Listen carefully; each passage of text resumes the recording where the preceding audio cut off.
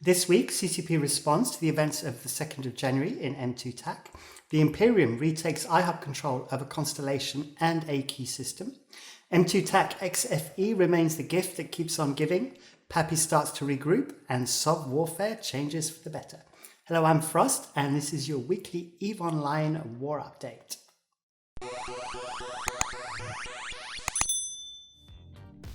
Welcome back. So as the title of the video suggests, the Imperium have been making inroads this week, but it hasn't just been a one-way swing. And in fact, it's actually been a very, very interesting week for a whole bunch of reasons. So what I'm going to do is I'm going to start with my usual thing. I'm going to go through the week and describe events that happened along the way, and hopefully give you some insight as well as to what is going on with the war and where it may lead from here.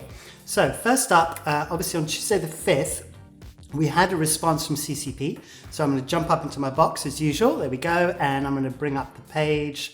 Here we go. And we had a response from CCP Games about the events of the weekend of January the 2nd in M2 TAC XFE, when basically we had a server meltdown. And I'm going to literally really summarize this very quickly. I'm going to link it in the description. You can read it at your leisure. But essentially what it said is that this is like nothing we've seen before, unprecedented.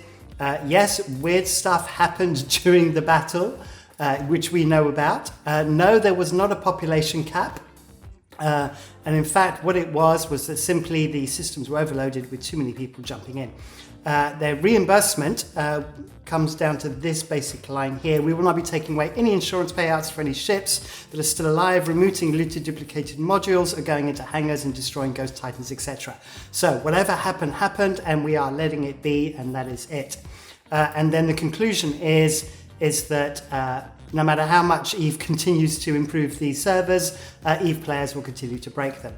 And so therefore get used to this. This is the way it's going to be. So nothing really surprising here, kind of typical response from CCP Games in that they don't want to get involved and be seen to be helping one side or the other by making kind of unilateral decisions on their part. So they decide to do nothing. Except hopefully just look at the stats and find ways to improve the quality of the server and improve the quality of the gameplay as the player base expands and battles get larger, and in the current scope of things, it looks like it's going to continue that way. But let's get back to things that are actually happening within the war. So I'm going to jump back to my map here, and we're going to go to the Ihubs. And what I want to show you with the Ihubs, in fact, what I'm going to do is I'm going to bring up the Ihubs from going back a few days. So this was taken on the 5th. So the 5th, let me bring up my diary. The 5th was on the Tuesday, right? And as you can see, the constellation down the bottom here belonged to Pandemic Horde. So this is where M2 TAC XFE. So these are all the Ihubs. And then above it, we had a couple of test systems, and obviously the system in here, DTAC-W, which also has a keep star in it. And things changed quite dramatically in these two constellations. So first up was on Tuesday the 5th, this Ihub here in DTAC-W, let me see if I can highlight it, let me see if it does it, there we go, in DTAC-W was reinforced, and there was quite a battle involved over this. I think this is the right one. No, it isn't. It is this one. Here we go. So DTAC-W, there we go. So this was a battle over reinforcing the timer. And as you can see, there were some big losses on the side of PAPI, as Goonswarm have been really on a roll. Obviously, after the events of M2 TAC, their propaganda machine's been running, as you would expect.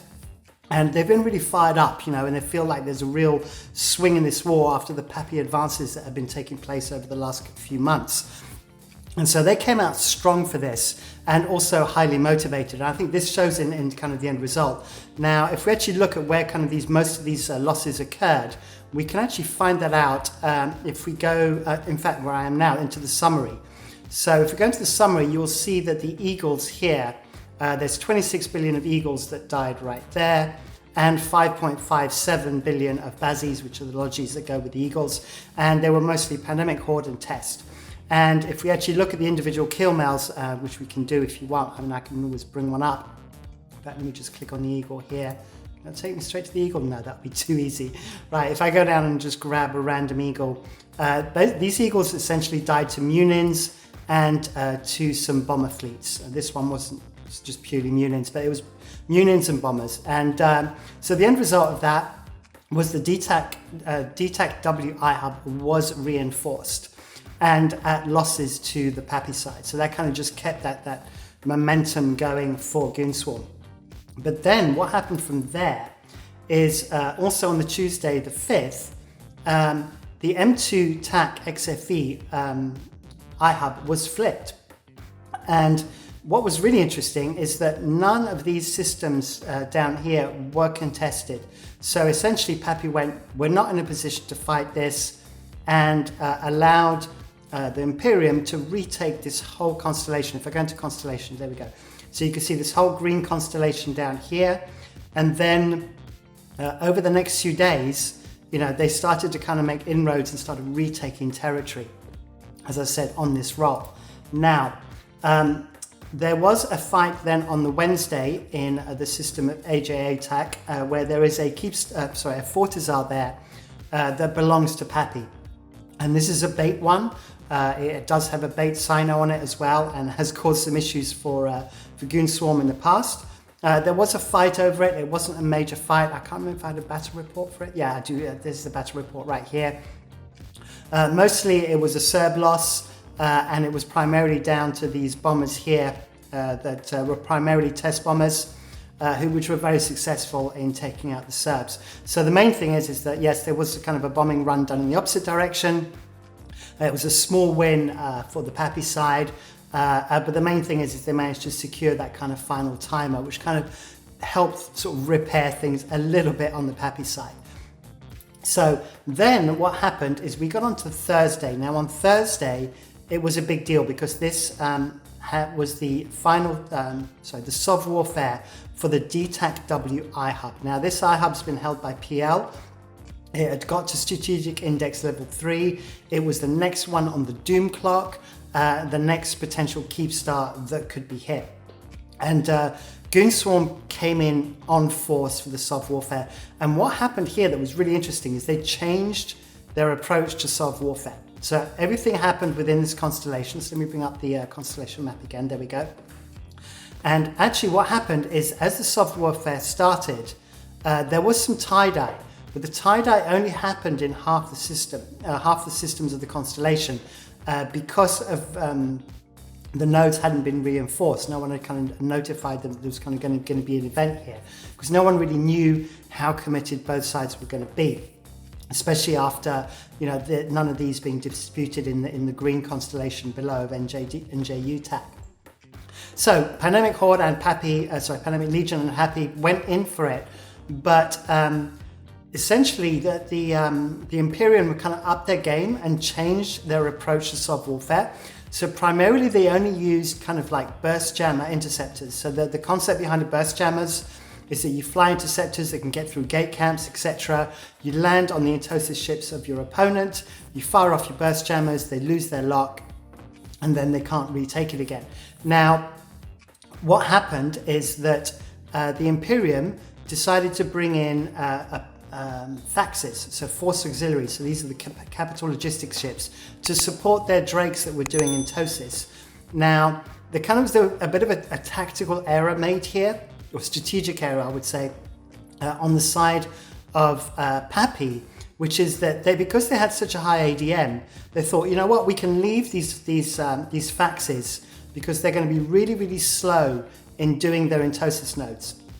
And instead, we will just focus on trying to get our own ships to do their Entosis nodes, which are going to be much faster. They'll spawn more nodes more quickly, and we will get it done before these Faxes, which are all primarily in 23G TAC. So they're kind of all in this one system. They had about 4 or 5 nodes, and they thought they would focus on the others.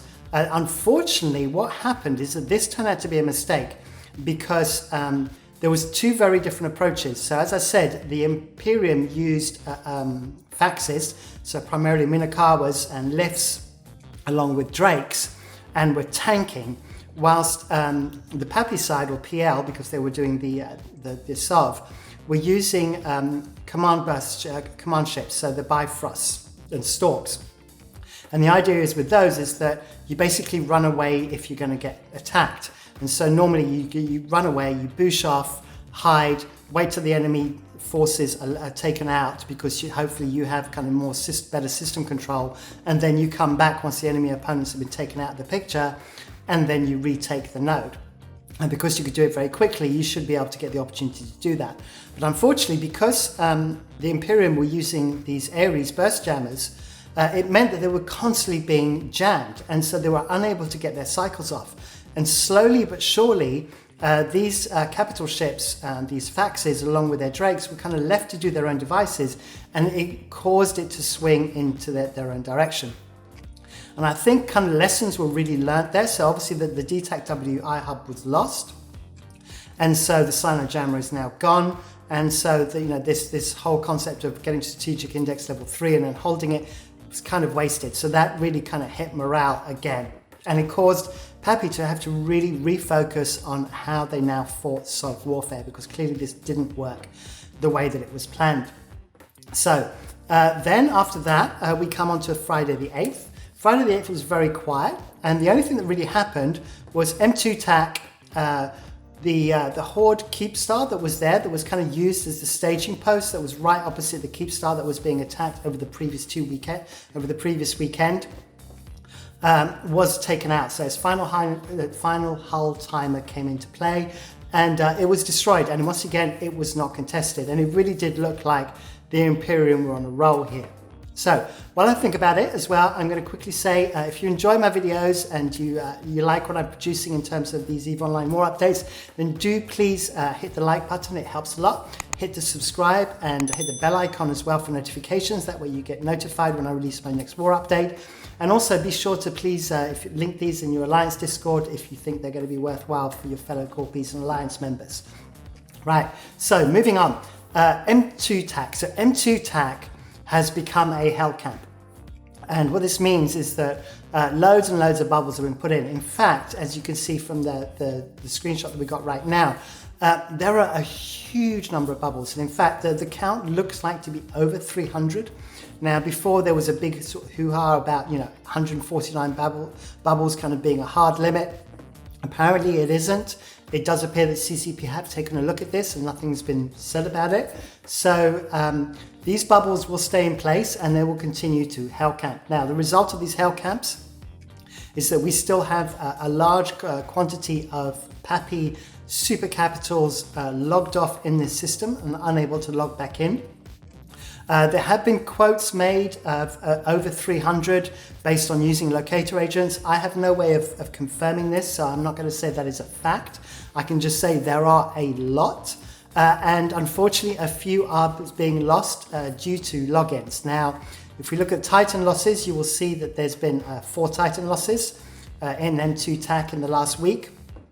Now, these are most likely due to misclicks, where people have accounts on more than one toon on an account, and they misclick the wrong toon and log in the one that should be kept logged off. Because these are not around downtime, would suggest that these were misclicks, or somebody just decided to YOLO, which would be very bizarre, but who knows, this is EVE, right?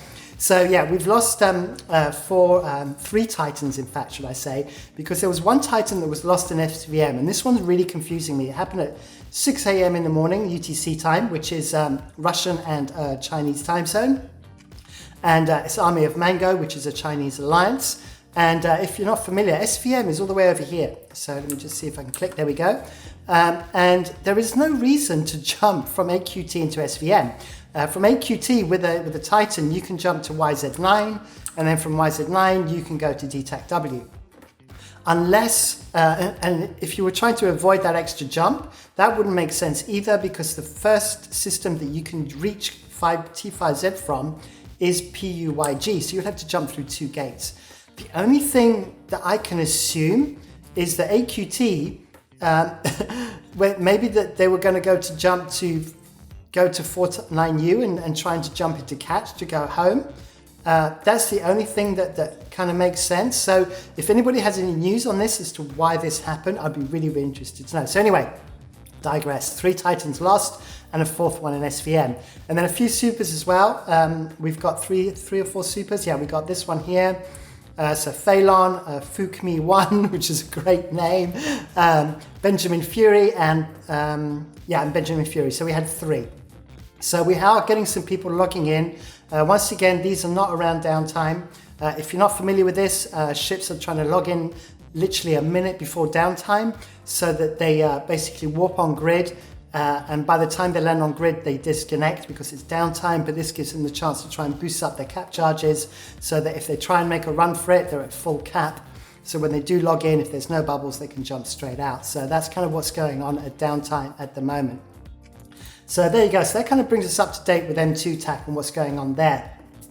So then we come on to the weekend, and now the weekend becomes really, really interesting. So first up, on the weekend, PAPI started to reorganize, and the way in which they reorganize is that previously the way that PAPI have been doing their fleets is the alliance has been working really independently, and the only kind of mixing of the alliance has been happening at the high levels of block FCs. So what would happen is that Northern Coalition would form a fleet, Horde would form a fleet, Brave, PL, Fraternity, etc., etc., etc. And then the FCs would try and coordinate at a higher level. And the decision that was made by PAPI is to try and merge fleets more at a line member level. And so what this means now is that traditionally what you would have, for example, is let's say we take Pandemic Horde, which normally has big numbers, is they would fill a fleet. So they would have 256 people in a fleet, and they'd have a spillover about 50. And so these 50 wouldn't really have anywhere to go, and they would jump into various ships or try and form a smaller fleet, maybe try and do a specialized fleet of some sort, but they wouldn't necessarily have a good FC behind it. And so they kind of had this spillage that was kind of not being used. And so what is happening now is that fleets are now happening that are much more mixed. So you would have a PL fleet with Brave and Horde members in it. If PH, have got one big fleet up, they want another one, they're kind of already 100 members, they'll pull in from the other alliances. And so what this is creating now is kind of more max capacity fleets, which is one thing that Goonswarm have had a lot. They because they're kind of one big entity and form the biggest part of the Imperium, they're able to form these really kind of big fleets. And so these were having to be fought by multiple fleets on the PAPI side. And so therefore it required more direction between FCs in order to make it happen. So this was kind of a big thing. And this happened as of the Saturday they started to try this out. And where it was tried out was in UAXO. So this happened in the US time zone. It started about 2300 UTC. And it was over the UEXO Ihub. And this fight went on until the very early hours of the morning, so up to about 5 a.m. UTC, and it was a big fight, and it went on for ages, and I have a battle report here. And as you can see that there were 59 billion losses to Goonswarm and 40 billion losses to the PAPI side. Now, the thing is that they did lose the Ihub, but they won the ISK war, and they kind of started to kind of get an idea of how to fight Sov warfare based on the new tactics that were being used by the Imperium. And this brings us on now to Sunday the 10th. And Sunday the 10th turned out to be really interesting because this was for 1 TAC SMEB. Now 1 TAC SMEB, if you remember my previous videos, has a keep star on it. It's on the sacked gate, and this is the extraction point for supers should Imperium ever need it. So super capitals are unable to jump out of Delve directly. They have to gate into sacked. Capitals can actually jump out of places like KFIE, so that's carriers and faxes and below. But supers would need to get out here. So it is really important this keep star is kept. And it still has the Ihub. Now the Ihub, I believe, it's now an NC tax. So they kind of want to keep that and keep that strategic index if they can. So, NC dot. Now, what happened is software warfare kicked off right after downtime. But the battle report on this is really interesting. So here it is. Okay, the numbers were more in PAPI's favor. But look at this. We had 144 billion lost to the Imperium and 124 billion lost to PAPI. But they managed to hold the Ihub. So they managed to win the Sov warfare. But what was really interesting about this battle is it's probably been one of the best fights that has been in EVE in a very long time. And what made it really, really good is the fact that everything was thrown at this. And it took place over all of the systems. So there was a lot of them. I think there's 7 systems. There we go, 7 systems in the constellation. Let me bring it up. There we go. It's the orange one at the top here. And the fights were being fought with all kinds of different ships, and it was kind of counter fights. And the FCs had to be really agile and light-footed as everything was happening in multiple systems at once. And so what you had is you had drakes and faxes landing on a grid. This time, the jackdaws were unable to break them in the fights for the previous Ihub in Detect W. This time, because they had kind of this horde and brave overflow, the PL fleet was more bulky and was able to actually take out these faxes. Then we had dreads jumping in as well. We had rorquals in there. We had Munin fleets. We had Abaddons. We had bombers. We had Bushers trying to bush drakes and Entosis ships off of the node. You name it, it was thrown in here. We had the Ares burst jammers. It was crazy, and this fight was swinging both ways for a good 2 hours. You know, it was kind of touch and go as to which way it was going to go. And I think, you know, from both FC level and a line member level, these were the kind of the good frags that everyone wants to have. You know, there was some moderate tie-dye in there, but it wasn't game breaking. And people were able to move around between systems and like I said, be agile. And it made for a really, really good fight. And to me, this is what I can imagine right now is Fozzie, who created this kind of warfare, the Sov warfare. It's called Fozzie Sov, is currently skipping around the CCP offices in Reykjavik like a little schoolgirl right now, because we've figured out how to fight Sov warfare in a way that is entertaining. So yeah, there we go. So now I think, you know, where we're heading with this is we're going to go into much more to Sov warfare, because we know these kind of keep stars are impregnable now. You know, they can't be beaten. Also, kind of Sino jammers, from the attacker's point of view, are kind of irrelevant now, because we know we got toon tanking. You know, the toon tanking, I mean, that, you know, you can put enough players in the system that the attackers can't jump in their super capitals. So the attackers want to remove Sino jammers, but they have no real interest now of holding an Ihub for 35 days, because it's kind of a pointless exercise. You know, they now know how to be able to defend.